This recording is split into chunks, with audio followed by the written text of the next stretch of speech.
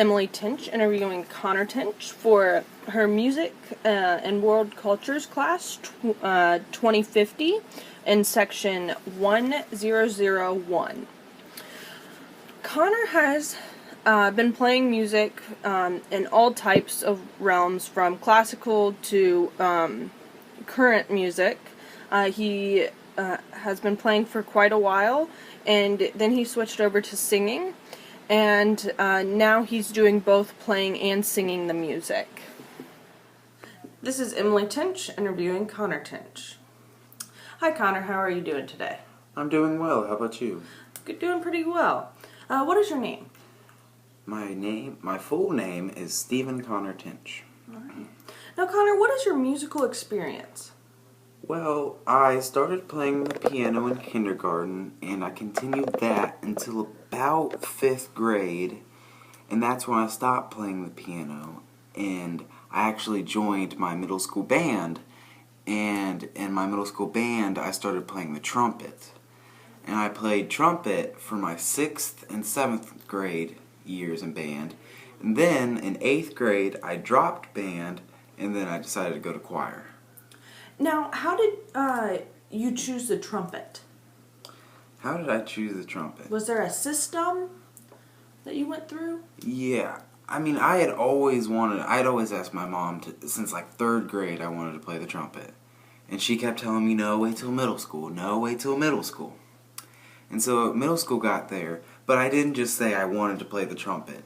What we did was we went around, my band director, Mr. Frost, he would have some of his friends, or he'd get lesson teachers to come in, and then we would go and try for each instrument, and then they would rate us from 1 to 5. And if you got a 5, that means that's probably the better instrument for you, and if you got a 1, you probably didn't play that instrument, and I got a 5 on the trumpet. Okay, alright. Have you, Connor, have you ever went to any concerts? And if so, what were they? Oh, good Lord, I've been to a bunch of them. I've been to everything from Katy Perry, I've been to Alan Jackson, Lil Wayne too. Well, did you have a favorite one out of any of those? Probably the Alan Jackson. Alan Jackson, okay. What do you feel, like, emotionally when you play music or sing? Emotionally, it all depends on the piece of music. It's not like you don't just get one feeling from playing the music. It's gotta be, if it's a sad song, obviously you're gonna feel sad. It all depends on, one, the tempo and the beat and how it sounds. Two, the lyrics will also play a big role in how you feel emotionally in a piece of music.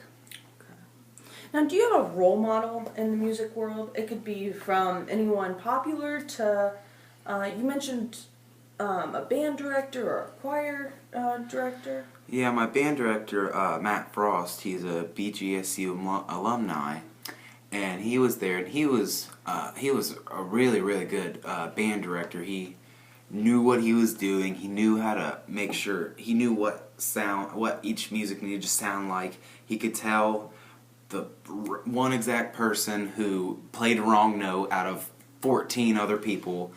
Also, Mr. Sean Hurley, he's my choir director this year, and honestly, I kind of went into choir expecting it just to be a breeze and, just be an easy A, filler class, but it actually turned out he actually ended up pushing me, and when I was actually pushed, I found out, hey, this is pretty cool.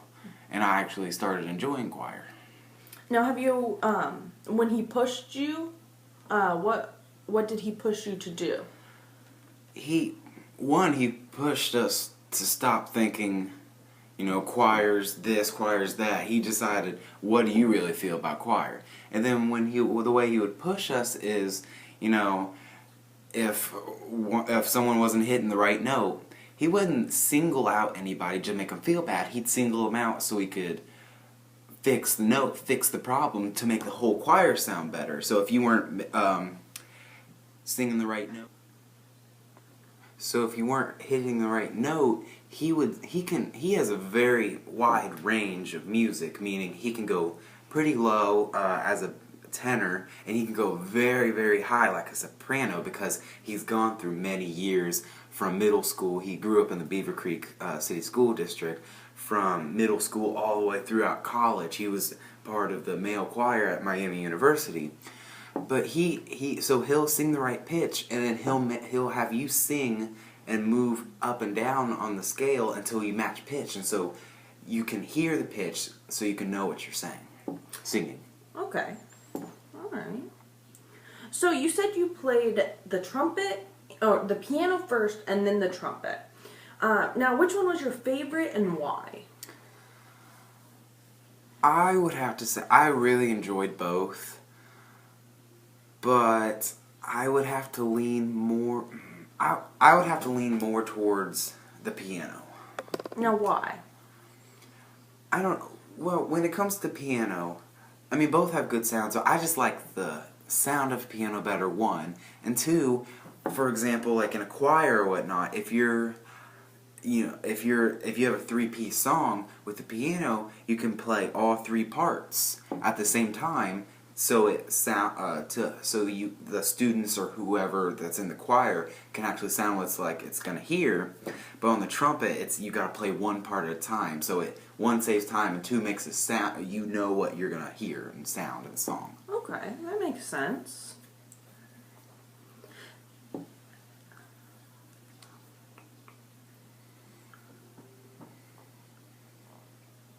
Have you ever been moved by a song? Not many songs move me, but yes, I have been moved by a song before. What was that song, and how did it move you?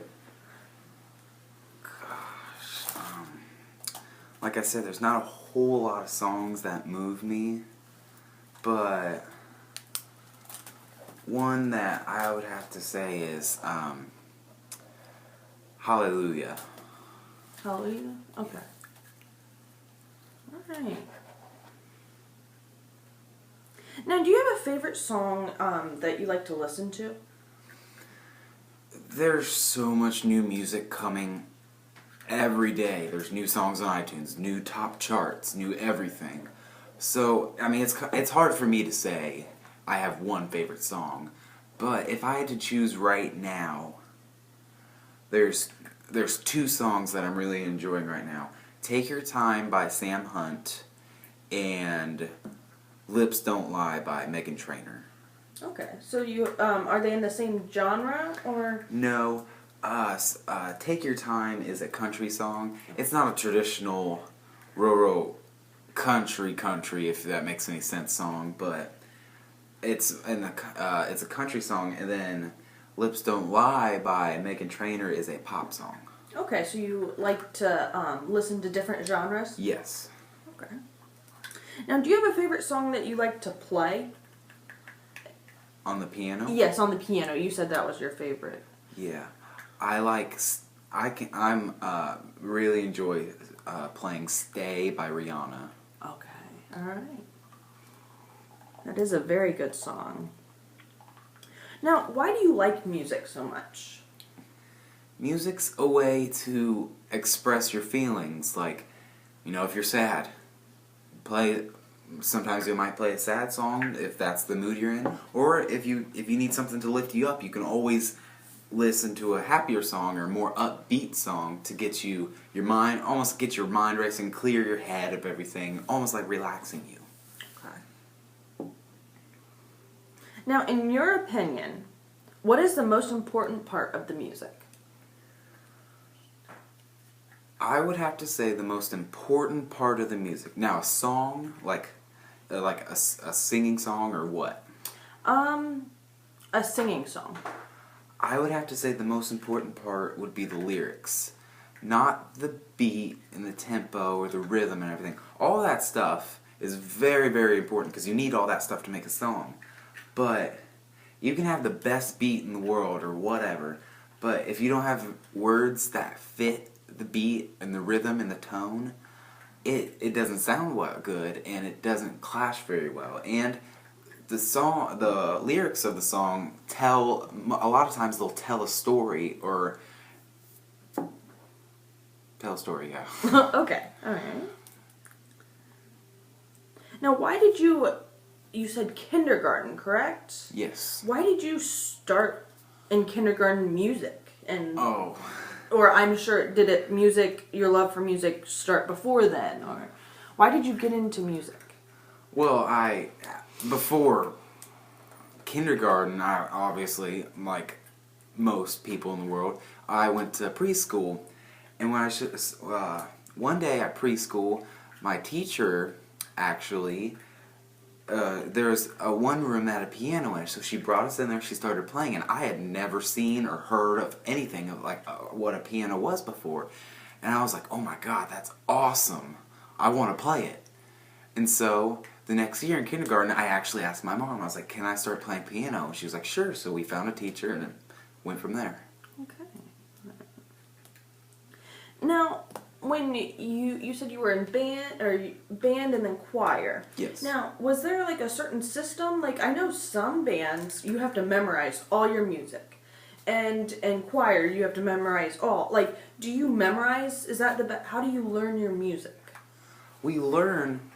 I mean, we do what we call the first time we get the piece. We do what we call sight reading. And what sight reading is, you're literally looking at the piece of music for the first time, and you just sing or play through the whole song without stopping to see. And a lot of time, most of the time, choir or band directors will have their students do that because they want to see where they're at, like how well they play the song at the beginning. Because if there's one part that they already know or they sing real well, they're not going to focus on that part. They're going to go and focus on the part that needs help.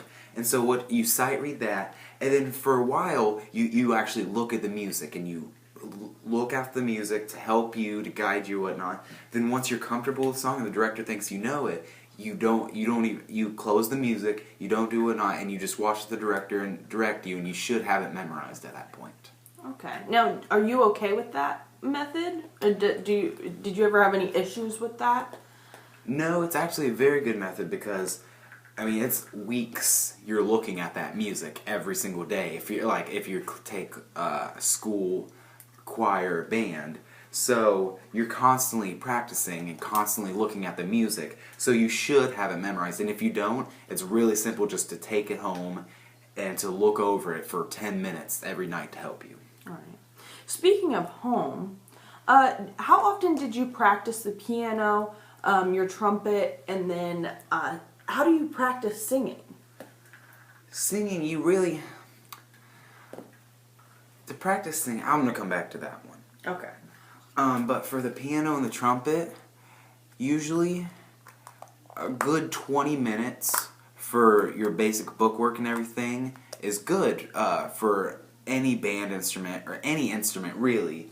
And you can classify this with singing too, or not singing yet, but you can classify 20 minutes of your bookwork or whatnot, and then if there's a song like a sheet music that you're working on and you're having trouble with a certain part, that's when you practice a little bit extra so you can perfect that part for the next day or whatnot. And that's how you practice singing. You really only practice the basics that you're struggling with, and two, if there's a part that you're struggling with or you need to memorize so you have it the next day. Alright. Well, thank you, Connor, for your time and everything.